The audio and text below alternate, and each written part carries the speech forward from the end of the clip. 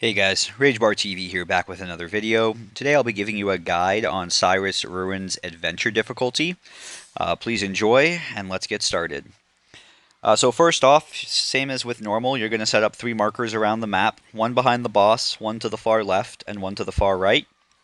The same mechanics stand from normal to adventure, with the purple beams and the blue circles that are put around players that need to move out of the group. After the purple beams, there is going to be dark matter put on players. Make sure you move out of the group with that. The next ability will be Soul Frost. It will drop everyone's HP to 1 HP, and the healers just need to top them up. The main difference between the share damage on normal and adventure is you just want to stack together. There's 2 instead of just 1 circle. And then the first phase starts at 70% when the adds come out. Once after the adds are being pulled to each side and killed, you want to ensure that the add that's tanked on circle is killed last to give everyone time to get back to the boss in the position, because the floor will turn to ice after the adds have been killed at 70%. Once the adds have been killed, just separate them, make sure DPS grabs them. If you have battle mages, make sure that they aren't AoE taunting them all. It just makes it a real pain. Once the last ad dies, bring it back to the circle. Avoid the beams on the ground. That does physical damage. Taking 1 might kill you depending on your gear level. Taking 2 will definitely, and taking 3 is just a one-shot. The spirits, there's spirits with ice. Make sure you're killing. We choose to kill the 3rd wall in when the frost comes out after the ads. Make sure you get back to your spirits as quick as you can. Just remember that when you get turned into a spirit, your body, if the beam doesn't show up, will spawn 180 degrees from where you were on the opposite side of the map.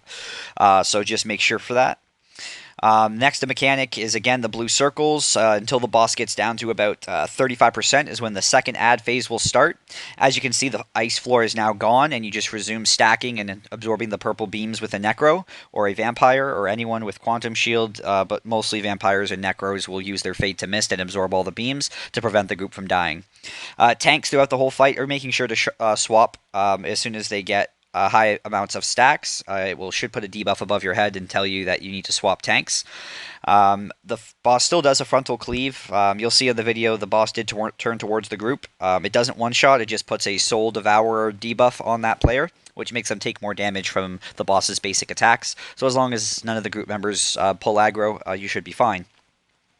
Again, throughout the fight, the boss is going to drop telegraphs on the floor, put purple circles, or called dark profanity, on players, tell you to stack, and then spawn ice walls. The ice walls are very important. This allows people to get through with the spirits and not get one shot, because they only have so much time to get to their bodies.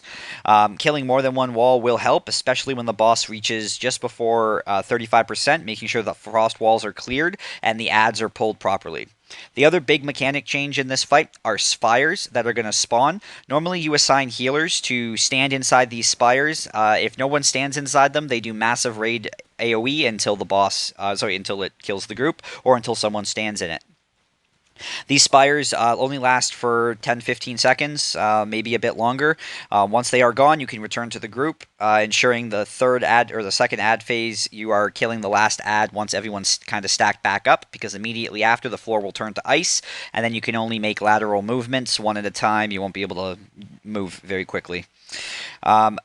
Making sure the spires, as you can see on the screen here, are soaked is the key to this fight, and just doing the normal mechanics you've seen in normal. Other than that, the boss just has a lot more HP. Spires is the only really new added mechanic. I hope you enjoyed this guide. If I missed anything, please feel free to leave it in the comments. I'm pretty sure that'll give you the gist of it. Yeah. Thanks for watching. Don't forget to comment, like, subscribe, and hit that bell icon to be notified when I post a new video. Thanks, and stay safe.